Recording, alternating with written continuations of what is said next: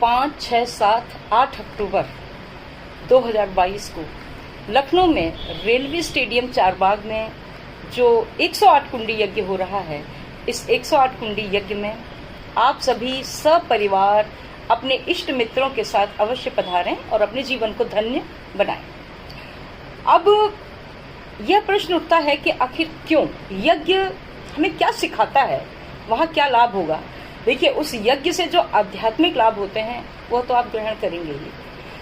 गायत्री परिवार धर्म तंत्र से लोक शिक्षण करता है और ये जो हमारे यज्ञ, दीप यज्ञ और ये सभी जो कार्यक्रम होते हैं, ये धर्म तंत्र से लोक शिक्षण की ही एक प्रक्रिया है। परम पूज्य गुरुदेव ने मानव में देवत्व का उदय और पृथ्वी पर स्वर्ग का अवतरण करने के लिए जो मार्ग बताए, यज्ञ उनमें से एक है। अब देखिए, आप जब वहां जाएंगे तो आपके जीवन को एक नई दिशा मिलेगी।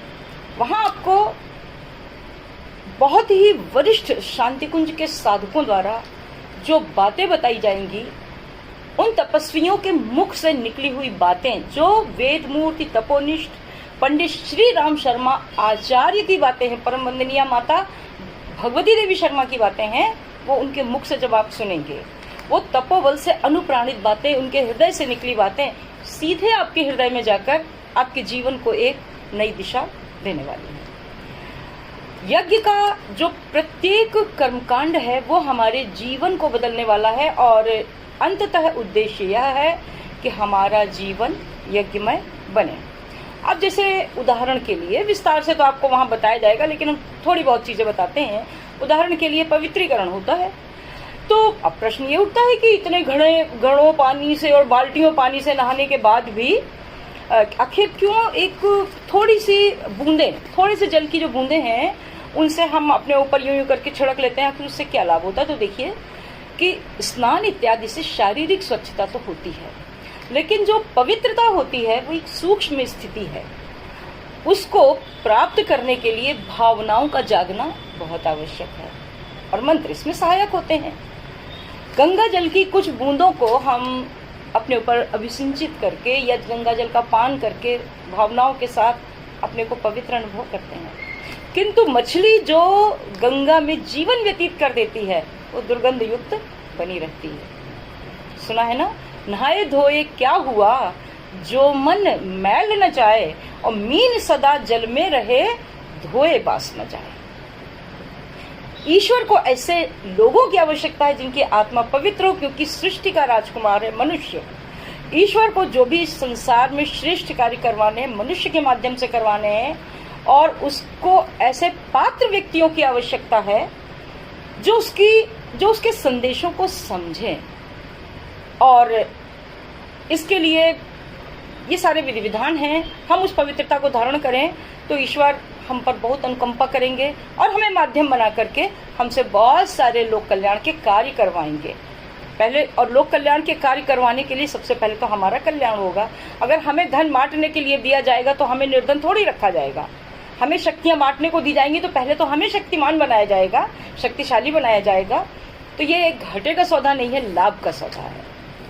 कबीरा मन निर्मल हुआ जैसे गंगा नीर, और पाछे पाछे हरि फिरे कहत कबीर। कबीर यानी इस भगवान को भी उन लोगों की आवश्यकता है जिनका मन निर्मल होता है। तो पवित्रीकरण के माध्यम से, अभिसिंचित जल की कुछ बूंदों के माध्यम से, उनके स्पर्श से, मंत्रों के प्रभाव से, उस दिव्य वातावरण में हम ऐसी शक्तियों को प्राप्त करते हैं कि हमारा मन कषाय कल्मशों और विकारों से मुक्त हो जाता है और हम यज्ञ जैसे पवित्र प्रयोजन को पूरा करने के योग्य बनते हैं, और इसका प्रभाव जीवन पर अमिट भी होता है।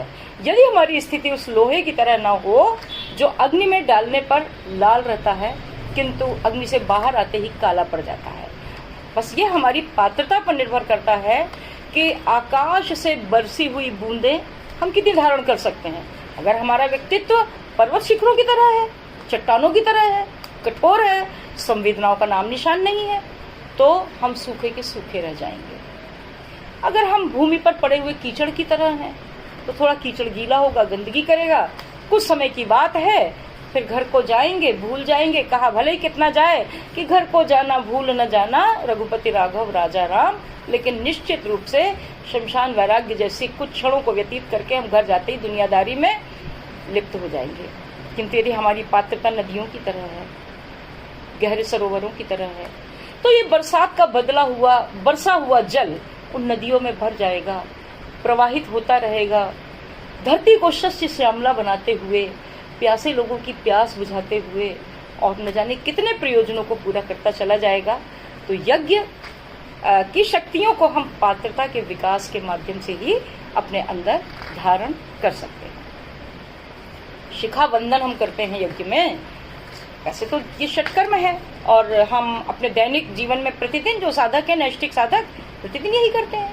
आपको वहाँ पर बहुत अच्छे ढंग से सुनने को मिलेगा कि हम किस तरह से बाएं हाथ की हथेली में जल लेकर दाहिने हाथ की 5 उंगलियों को उसमें डुबोकर शिखा स्थान को स्पर्श कर अपने सहस्रार को जागृत करते हैं। जिसका सहस्रार जितना जागृत होगा, ईश्वरी संदेश उसे उतने अधिक मिलेंगे और उसको समझ में आएगा कि ईश्वर हमसे क्या चाहता है और गुरुदेव हमसे क्या चाहते हैं।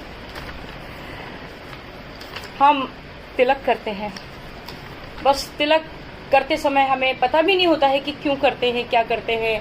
रक्षाबंधन है या कुछ भी है तो यूं ही लिया किसी उंगली में तिलक और यूं ही लगा दिया, इस तरह से लगा दिया, ऊपर से नीचे लगा दिया, कैसे भी लगा दिया। लेकिन आपको बताया जाएगा वहाँ कि आप अपने दाहिने हाथ की अनामिका उंगली से आज्ञा चक्र पर, त्रिकुटी पर, दोनों भौहों के मध्य जो स्थान है यहाँ पर नीचे से ऊपर को तिलक लगाएं, थोड़ा सा दबाव देते हुए, जिससे मानसिक शक्तियों का ऊर्ध्वगमन हो।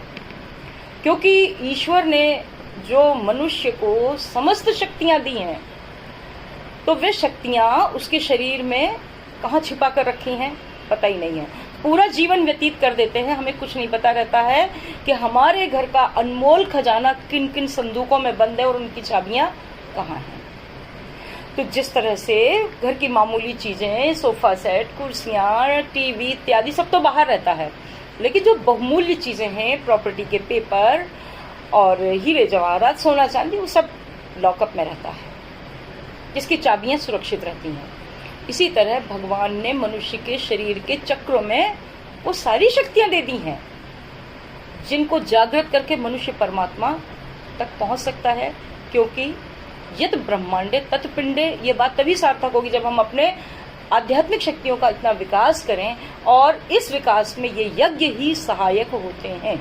क्योंकि वहां जाकर ही हमको सब कुछ समझ में आता है और वास्तव में हमारे जो हिंदू धर्म का, हमारी संस्कृति का जो पतन हो रहा है और जो पाश्चात्य संस्कृति का प्रभाव दिखाई दे रहा है, वह इसलिए क्योंकि धर्म के तत्व दर्शन को हमने नहीं समझा है। हमसे कहा जाता है ये ऐसे कर लो, ऐसे कर लो, चौक पूर लो, व्रत रख लो, भूखे रह लो, लेकिन जब हम पूछते हैं क्यों, तो हमें इस क्यों का कोई जवाब नहीं मिलता है। और जब तक आज की पीढ़ी को क्यों का जवाब नहीं मिलेगा, तब तक वह उस चीज को हृदय से मानने को तैयार नहीं होगी। इस क्यों का जवाब देने के लिए शांतिकुंज हरिद्वार से थोड़ी ही दूर सप्त सरोवर क्षेत्र में ब्रह्म वर्चस्व शोध संस्थान की स्थापना की गई है। करोड़ों रुपए लागत की मशीनें लगी हुई हैं वहां निरंतर शोध चल रहे हैं कि आध्यात्मिक क्रियाओं का मनुष्य के व्यक्तित्व पर, उसके स्वास्थ्य पर, उसके चरित्र चिंतन पर क्या प्रभाव होता है।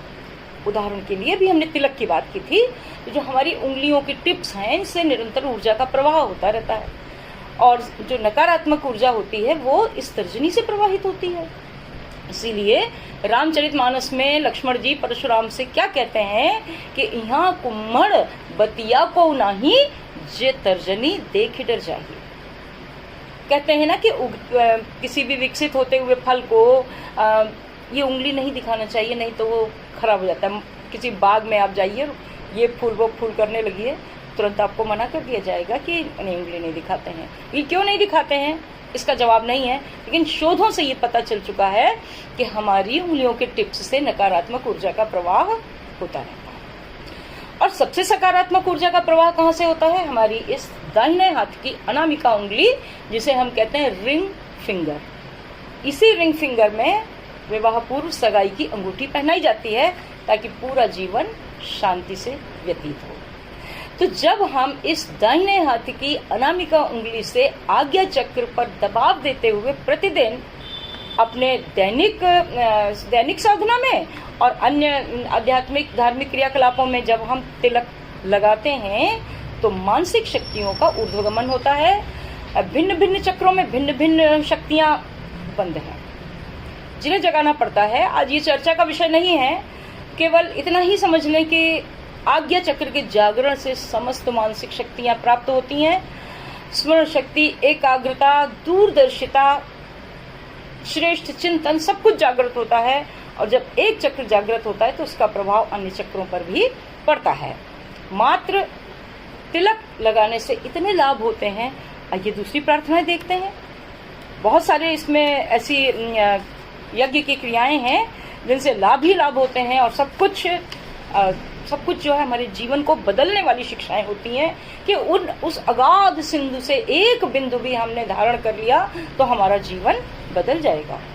देखिए, हम दैनिक पूजा में भी दीप प्रज्वलन करते हैं और आज भी देखिए दीप प्रज्वलन पूजा की वेदी पर दीप प्रज्वलित है। तो ये दीप प्रज्वलन किस लिए?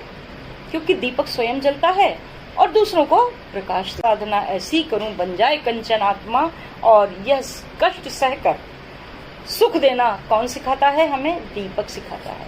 दीपक की लौ सदैव ऊपर को रहती है, चाहे जितना दबाव डालिए बुझ जाएगी, नीचे को नहीं आएगी। मतलब हम आदर्शों के लिए जिए, ऊर्ध्वगामी जीवन जिए, दबावों से न डरें। अग्नि प्रज्वलन होता है यज्ञ कुंड में। अग्नि के संपर्क में जो वस्तु आती है अग्नि बन जाती है। कूड़ा भी होगा तो अग्नि बन जाएगा। अग्नि के अंदर ये शक्ति होती है कि वो अपने समान सबको बना ले, उसमें तेज होता है। तो सबसे पहले हम ईश्वर के भर्ग को, सविता के भर्ग को अपने अंदर धारण करें और फिर उसे दूसरों में वितरित करें। यह एक उद्देश्य है अग्नि स्थापनम का, दीप पूजनम का। इस तरह से यज्ञ की प्रत्येक क्रिया कुछ न कुछ ऐसा संदेश देती है जो हमारे जीवन को नई दिशाएं दे सकता है। अब एक प्रश्न कुछ तर्कशील लोगों के मन में ये आ रहा होगा कि क्या वास्तव में मंत्रों में इतनी शक्ति होती है कि हमारी आहुतियां उस देव शक्ति तक पहुंच जाएं?